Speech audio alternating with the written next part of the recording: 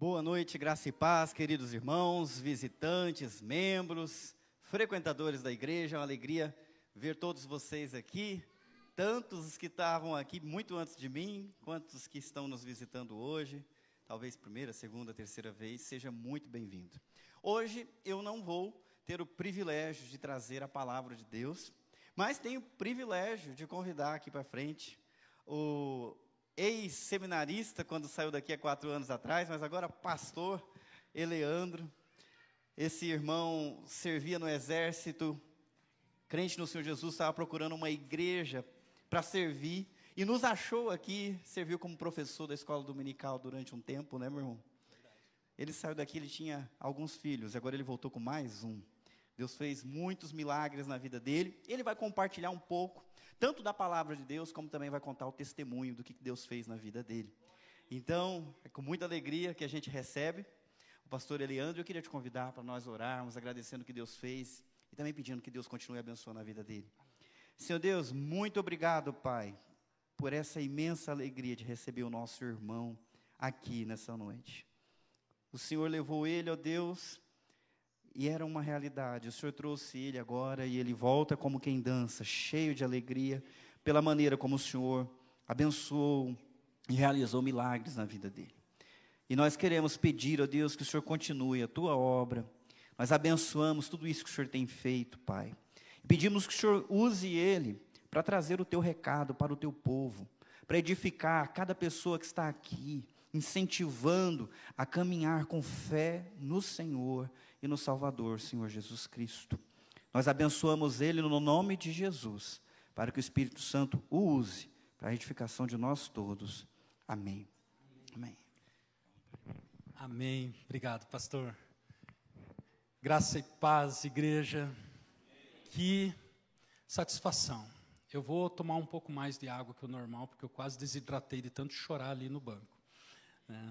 Que alegria imensa poder retornar aqui, ver a maioria dos rostos que a gente via, né, crianças que já estão bem maiores, né, que surpresa.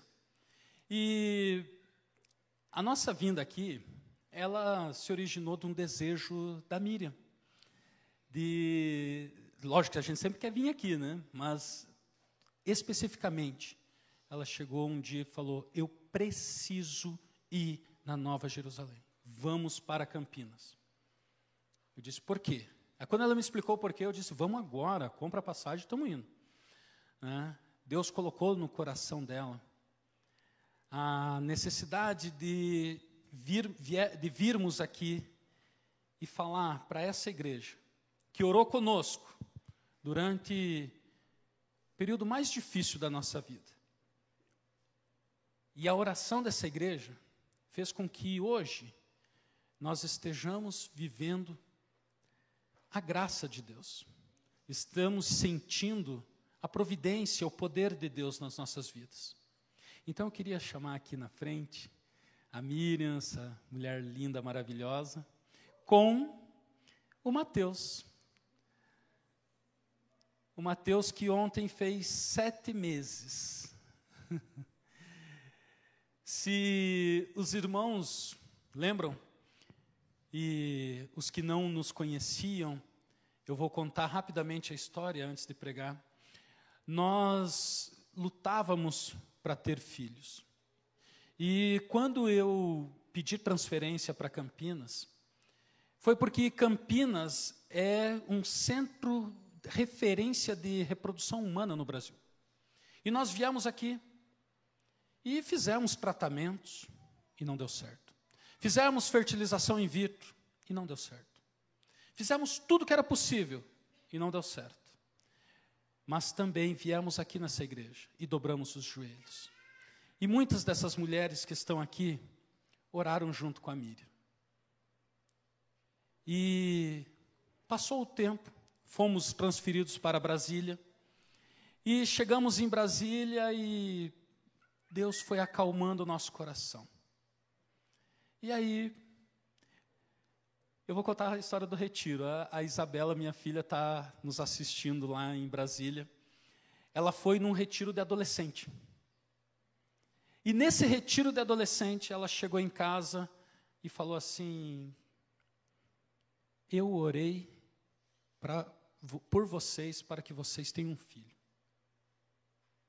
Exatos 9 meses depois, nasceu o Mateus. E foi assim, de uma maneira natural, extraordinária. Durante a gestação do Mateus, os nossos medos, né, eles foram testados, porque afinal de contas nós não podíamos realmente ter filhos, e Deus nos deu, e a idade chegou um pouquinho, para mim, né, para ela não, mas o medo vem. E num dos primeiros exames ultrassom que nós fizemos, deu uma alteração na translucência nucal. Ou seja, uma grande probabilidade do Mateus desenvolver uma síndrome de Down, por exemplo. Na igreja lá que nós estamos, tem várias crianças com Down, e eu disse, glória a Deus, Deus seja louvado, né, se é esse o seu plano para a nossa vida, amém. E nós não esquentamos muito a cabeça com isso. Para a honra e glória do Senhor, o Mateus não tem nada, normal. Aí passou mais um tempo, fizemos um outro exame, e nesse outro exame, aí foi mais grave, aí mexeu comigo. Uma alteração na formação do cérebro do Mateus aos 5 meses, né? 5 meses de gestação, aonde os 2 ventrículos do cérebro não estavam preenchidos como deveriam. Ali Deus chacoalhou. Ali eu dobrei meus joelhos. Fiz uma oração sincera. Aquela que parece que a gente briga com Deus, sabe? E eu falei assim, Deus, o Senhor é Pai. O Senhor é Pai do Mateus. O Senhor é quem está gerando célula por célula ali dentro. A tua palavra diz que o Senhor nos conheceu ainda uma substância informe no ventre da nossa mãe.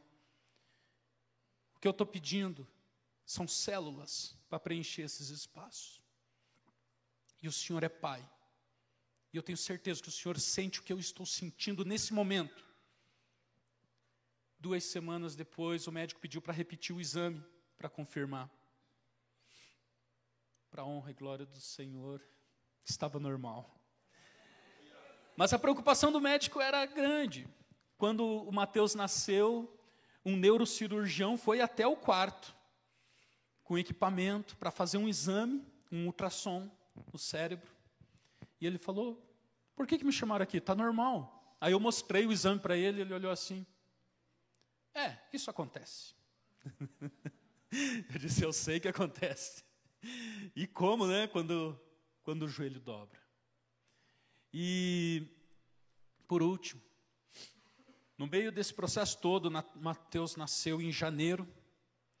Em março, eu concluí a minha jornada de 9 anos de candidato ao Sagrado Ministério. E eu fui ordenado em Curitiba. E no dia 26 de março, foi o meu culto de ordenação. E, por graça de Deus, meu primeiro ato pastoral não foi impetrar a bênção. No meu culto de ordenação, eu me ajoelhei, impuseram as mãos, eu me levantei, fiz uso da palavra, e o meu primeiro ato pastoral foi batizar o Mateus. Para a honra e glória do Senhor, né, Mateus? Né? E ele está aqui, perfeito, forte, e nós queríamos compartilhar com a igreja que tanto nos ajudou em oração. E dizer que para Deus nada é impossível. Para dizer que Deus cuida dos seus. Para dizer que hoje nós estamos vivendo na total dependência de Deus. E isso vale muito a pena. Glória a Deus. E nós oramos para que o Mateus faça diferença na geração dele. E nós devemos orar isso pelas nossas crianças. para que eles sejam avivalistas na geração deles, para que eles façam a diferença no reino de Deus, para que Cristo venha e encontre eles à frente da nossa igreja, ou nós, né? Amém? Quer falar alguma coisa, amor? Não? Então eu vou...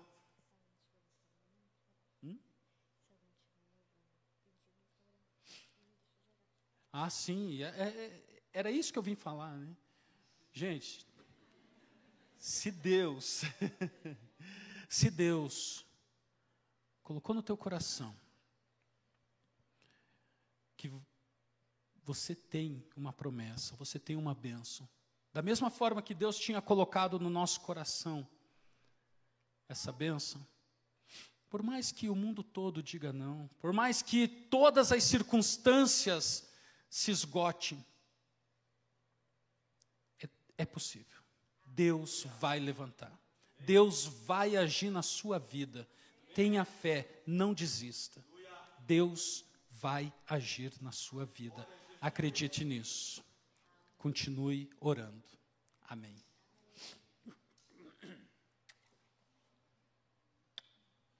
Vamos lá que eu tenho que pregar agora.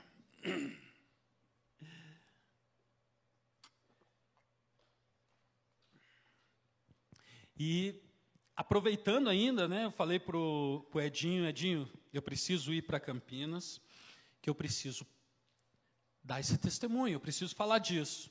Aí ele falou, não, você vai vir aqui só para isso não, você vai pregar também. Eu disse, com muito prazer, com muita honra, eu faço isso. E de coração, estou muito feliz. E esse Deus, que Ele faz esse tipo de milagre na nossa vida, Ele é o Deus aonde nós, em um momento da nossa caminhada cristã, nós nos encontramos com Ele. Muitas pessoas iniciam a sua caminhada com esse encontro. Outros encontram logo após, outros vão encontrando e outros encontram depois de um longo tempo de caminhada cristã, não é verdade? E é sobre um encontro desse que eu queria falar com vocês. Então, eu peço para quem for fazer uso da Bíblia eletrônica ou em livro, que abra no livro do profeta Isaías, capítulo 6. Senão vai ser projetado aqui. Isaías, capítulo 6.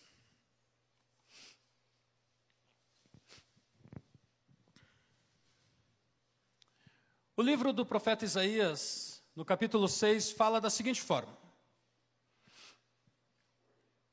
no ano da morte do rei Uzias, eu vi o Senhor assentado sobre um alto e sublime trono, e as abas de suas vestes enchiam o templo.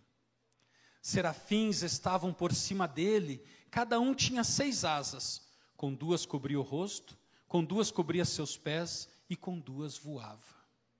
E clamavam uns para os outros, dizendo: Santo, Santo, Santo é o Senhor dos exércitos, toda a terra está cheia da sua glória. As bases do limiar se moveram à voz do que clamava, e a casa se encheu de fumaça. Então disse eu: ai de mim, estou perdido, porque sou homem de lábios impuros e habito no meio de um povo de impuros lábios. E os meus olhos viram o Rei, o Senhor dos exércitos.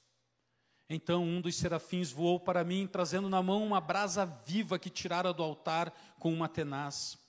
Com a brasa tocou a minha boca e disse: eis que ela tocou os teus lábios, a tua iniquidade foi tirada e perdoado os teus pecados. Depois disso, ouvi a voz do Senhor que dizia: a quem enviarei? E quem há de ir por nós? Disse eu: eis-me aqui, envia-me a mim. Até aqui, depois eu continuo a leitura. Queridos, o título da minha mensagem hoje é o chamado e a prontidão da igreja para anunciar o Evangelho. O chamado e a prontidão da igreja para anunciar o Evangelho. Isaías, ele era um profeta da nobreza. Né? Vocês viram que parece que é o começo do livro de Isaías, mas não, é o capítulo 5. Ele já vinha pregando, né? Ele era um profeta chamado palaciano, ele era um profeta da aristocracia, né? E ele trabalhava para o rei Uzias. Né? Fontes extra-bíblicas dizem que ele era parente do próprio rei Uzias. E Uzias, ele era um rei de Israel, né? do reino de Judá e do sul, e ele reinou por 52 anos. E foi um bom rei. Agora imagine um governo de 52 anos, fazendo um bom governo, fazendo alianças políticas, trazendo o progresso para o povo, né? E você olha para o teu vizinho, de mal a pior. Você olha para o teu vizinho, que era o reino do norte, e já foram levados para o cativeiro. E aí, esse rei, esse bom rei, ele morre. Aí nós temos uma crise política, geopolítica, aonde Israel, o seu reino do norte já havia sido deportado, estava com o trono vazio. O reino do sul, Uzias, o rei, morreu e também tinha outro trono vazio e uma ameaça de também ser deportado. Uma ameaça que aquelas alianças políticas já não estavam mais tão boas. E aí Isaías faz o quê? Isaías vai para o templo. E aí vem a primeira mensagem que eu quero dizer para vocês. Em tempos de crise, em tempos de indecisões, em tempos onde nós não sabemos o que vai acontecer, em tempos em que nós estamos preocupados, o melhor lugar para se estar é no templo. Isaías estava no templo. Lá no Salmo 84, versículo 10, diz que um dia no templo é mais valioso do que 1000 fora dele. Né? Em 2 Crônicas, capítulo 7, 14 a 16, ele vai dizer assim: se o meu povo, que se chama pelo meu nome, se humilhar e orar, e buscar, e se converter dos seus maus caminhos, então eu ouvirei dos céus, perdoarei os seus pecados e sararei a sua terra.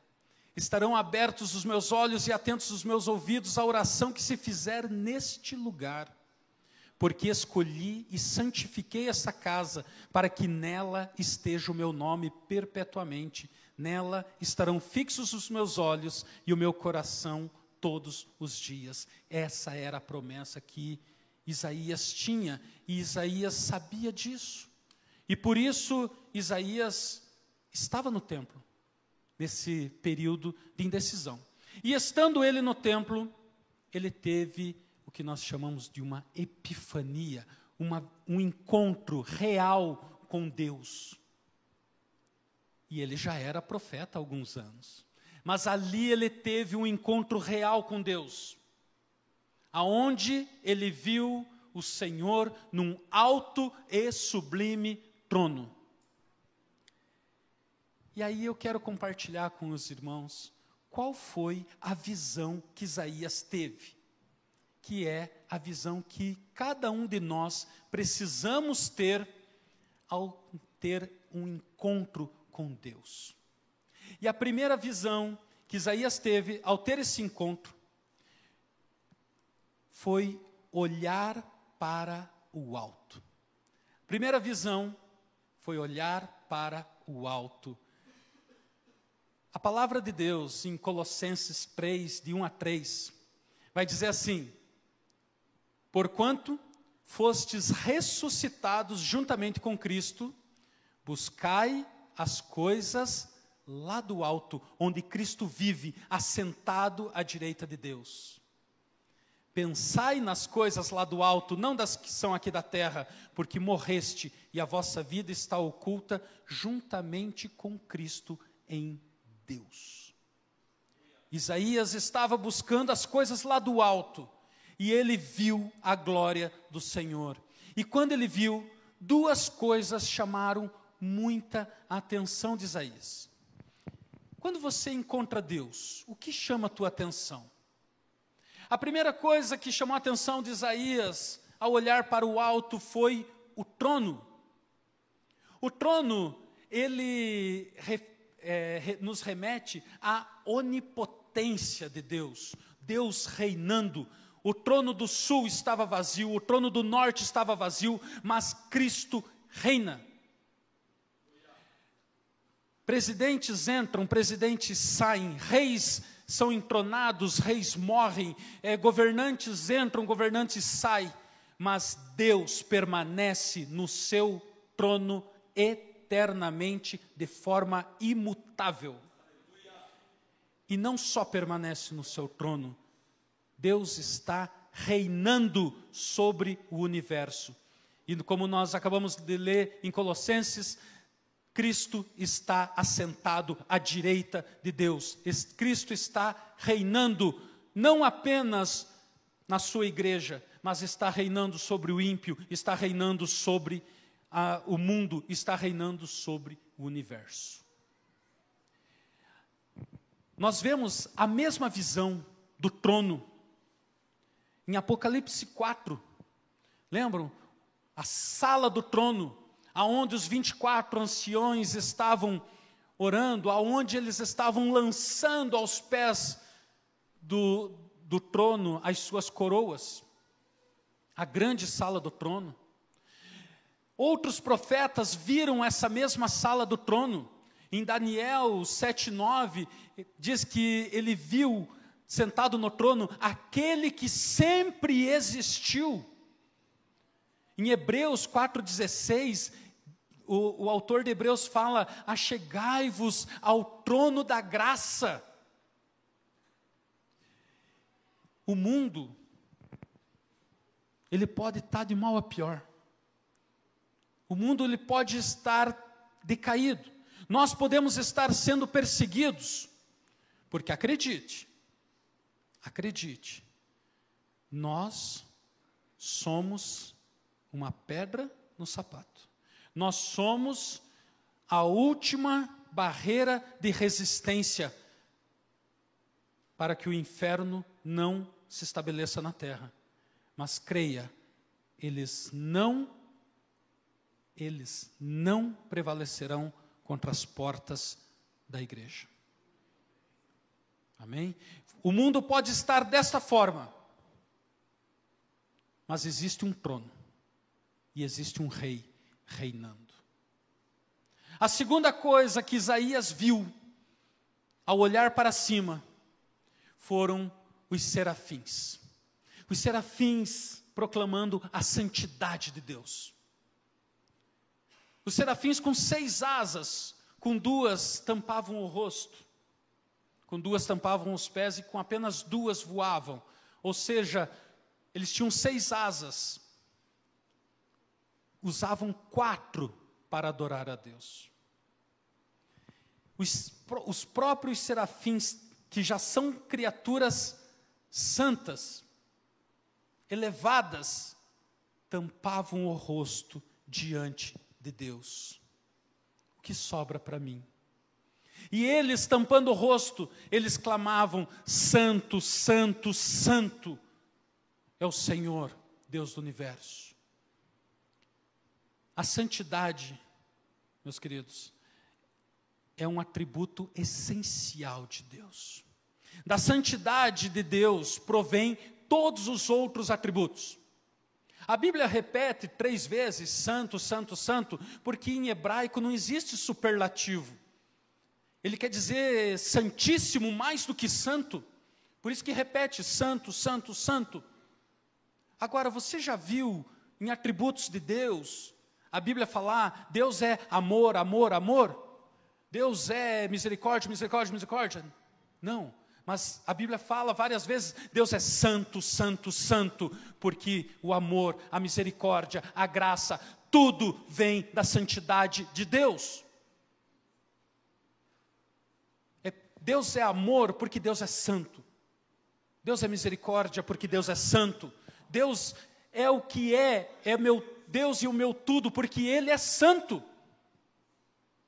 E a santidade de Deus é tão grande, ela é tão especial, que acreditávamos e acreditamos ainda hoje, que se nós estivéssemos frente a frente com Deus, nós não subsistiríamos. Ser humano nenhum seria capaz de resistir, estar de frente com Deus. Os próprios serafins tampavam o rosto, ministrando para Deus, em frente de Deus. Porque nós somos pecadores. Porque a nossa natureza é de pecador. Nós somos limitados, somos falhos, naturalmente depravados, corrompidos. Porém, nós temos alguém que nos justifica. Nós temos alguém, o próprio Deus, nos quer perto dele. Ele, com toda a sua santidade, Ele nos quer pecadores. Ele quer você do jeito que você é. E Ele te amou tanto, que Ele mandou o seu próprio Filho e o entregou, para que todo aquele que nele crer não pereça, mas tenha a vida eterna. Ou seja, através do sacrifício vicário de Cristo, naquela cruz que derramou o seu sangue, para remir a mim e a você, pecadores, nós podemos estar diante de Deus, sem medo, porque os nossos pecados já foram pagos, já foram limpos naquela cruz. E aqueles serafins, eles falavam, declararam a santidade de Deus e falaram que toda a terra está cheia da glória de Deus. Como diz em Romanos 1:20, sobre os atributos invisíveis de Deus, basta olhar para a natureza e nós seremos injustificáveis. Dizer que não acredita em Deus, olhar para, abrir os olhos, não, nem abrir os olhos, né? Sentir, apalpar, olhar a natureza, olhar o ar, olhar a terra, olhar o universo, e não acreditar em Deus,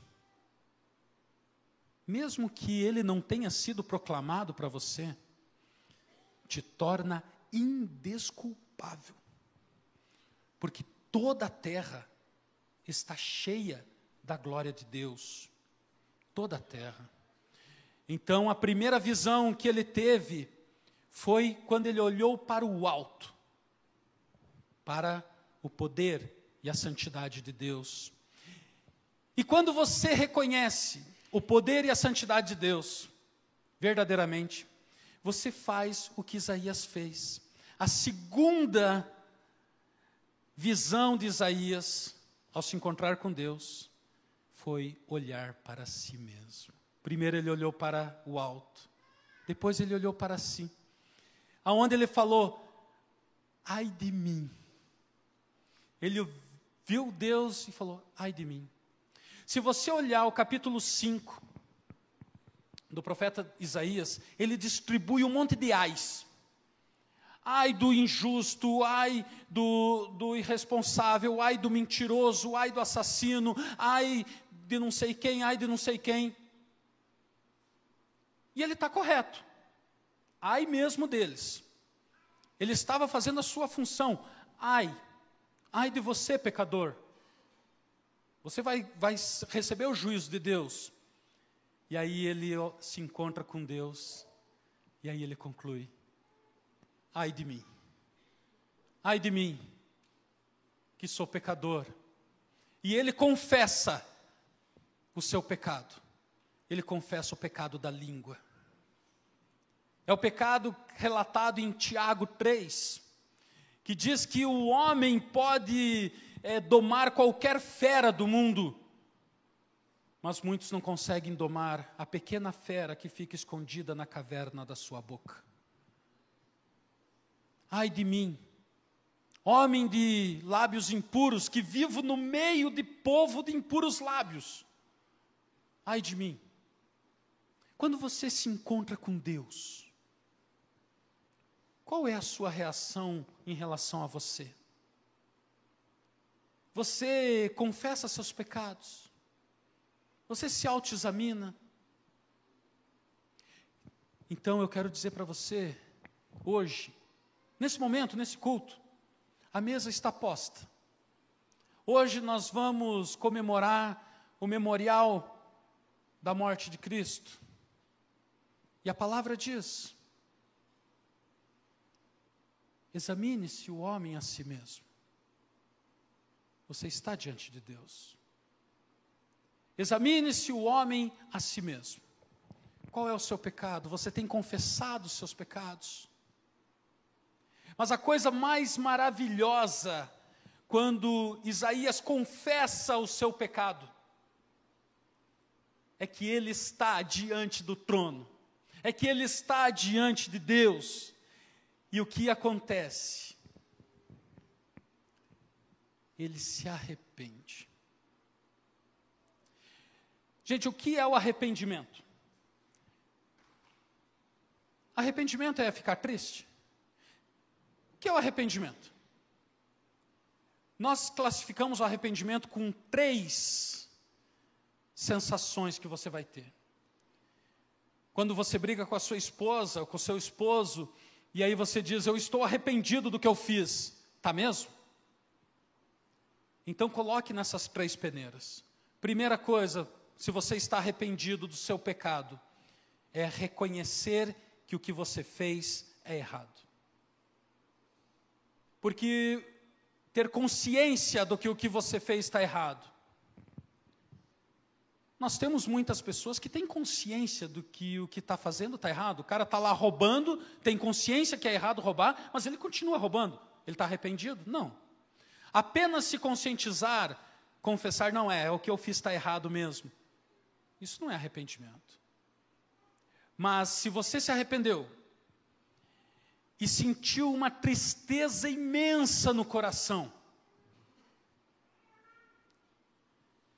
é o segundo passo de arrependimento, mas só isso não basta. Nós conhecemos histórias de casais que cometeram adultério, e o adúltero, ou a mulher ou o homem, reconheceu que aquilo era errado, sentiu uma tristeza imensa no seu coração e continuou adulterando. Não houve arrependimento. Para haver arrependimento, eu preciso também da terceira coisa, que é mudança de comportamento em relação ao erro. Então, se você está arrependido, você reconhece que o que você fez é errado, você sente uma tristeza imensa no coração e você muda o seu comportamento, aí você está arrependido.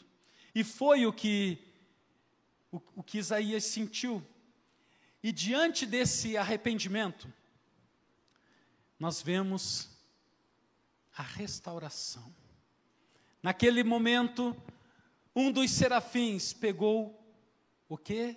Uma brasa viva do altar. Para aí.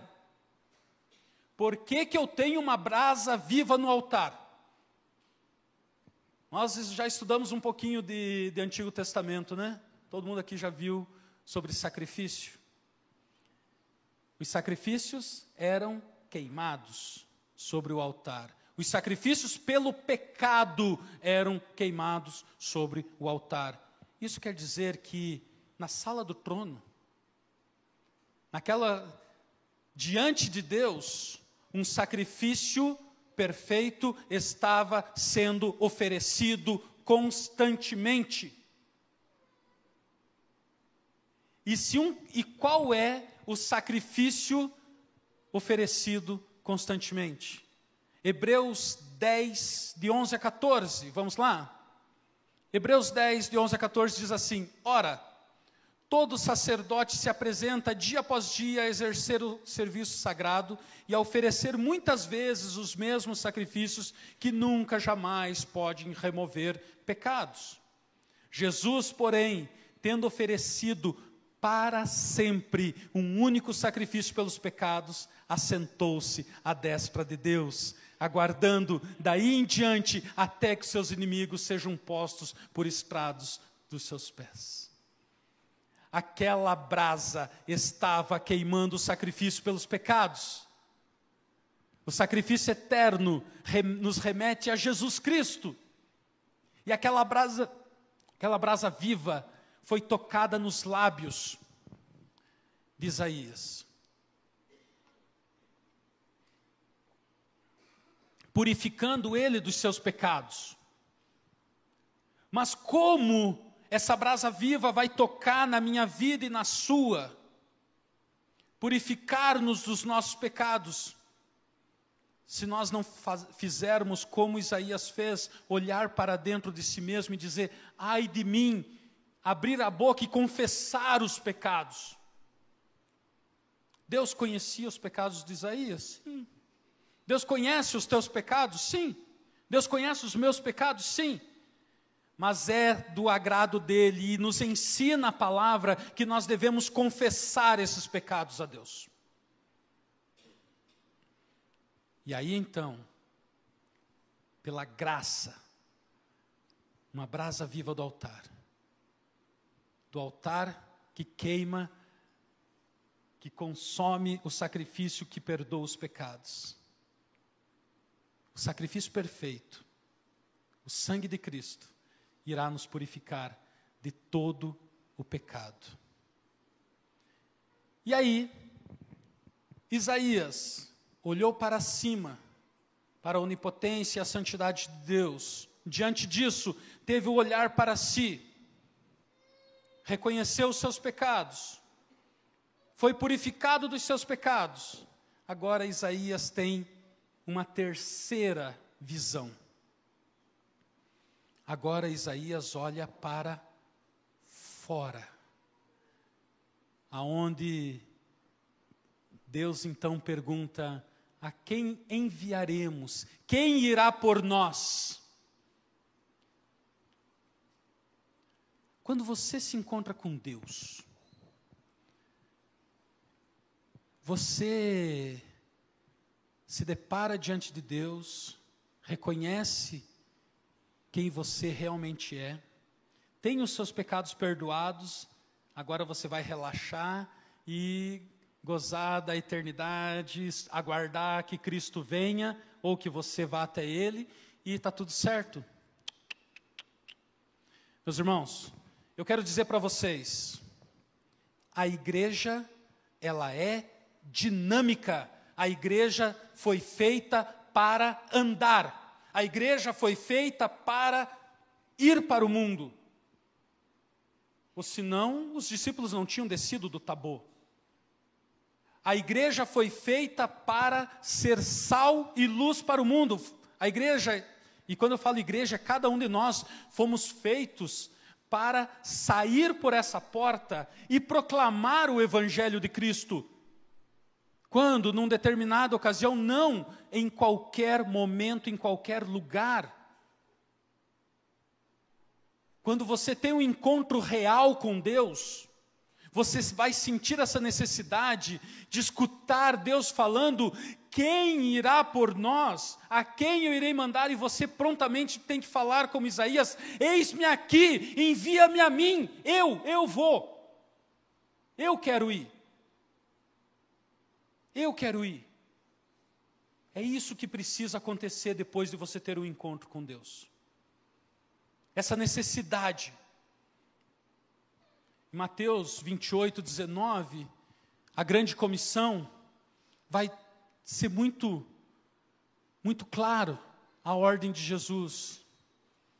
Ide, portanto, fazei discípulos em todas as nações, batizando-os em nome do Pai, do Filho e do Espírito Santo, ensinando-os a guardar todas as coisas que vos tenho ensinado, e eis que estarei convosco todos os dias, até a consumação do século. Eis que estarei convosco, com poder, com graça. Então, meus irmãos, nós estamos aqui para nos ouvir, louvarmos a Deus, cultuarmos a Deus, ouvirmos a sua palavra, mas estamos aqui para carregar as nossas baterias, sair por essas portas e pregar. Ah, mas eu não tenho oportunidade para pregar. Não. Pregue com a sua vida. Pregue com o seu exemplo. Leve o nome cristão a sério. Não peque contra o mandamento, não tome o nome do Senhor em vão. Conhecem esse mandamento da lei de Deus? Não tomar o santo nome de Deus em vão? Você toma o nome de Deus na sua vida quando você se diz cristão, porque Cristo é Deus, Cristo é o Senhor da sua vida, e se você se diz cristão, você tomou esse nome sobre si. Não tome esse nome em vão. Que as pessoas, ao olharem para você no dia a dia, reconheçam, ele é diferente, ela é cristã, essa pessoa é diferente. Não adianta você vir no culto e amanhã você ser mundano, você estará tomando o nome do Senhor em vão. Então pregue com o seu exemplo, pregue com o seu testemunho, pregue com a boca, se possível, mas dê o exemplo. Jesus diz que nós somos sal e luz para o mundo. Seja luz para quem está nas trevas. Seja sal para quem perdeu o gosto pela vida. Hoje, Jesus está falando, quem irá por nós? A quem eu vou mandar? Que a sua resposta seja, eis-me aqui, envia-me a mim. E qual é essa resposta? Concluindo, agora eu quero ler do versículo 9 ao 13, que diz assim: então disse ele, vai e dize a esse povo, ouvi, ouvi e não entendais, vede, vede, mas não percebais. Torna insensível o coração desse povo, endurece-lhe os ouvidos e fecha-lhe os olhos, para que não venha ele a ver com os olhos e ouvir com os ouvidos, e a entender com o coração, e se converta e seja salvo. Então disse eu, até quando, Senhor?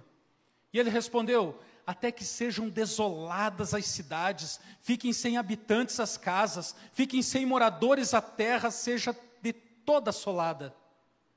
E o Senhor afaste dela os homens, e do meio da terra seja grande o desamparo. Mas se ainda ficar uma 10ª, tornará a ser destruída.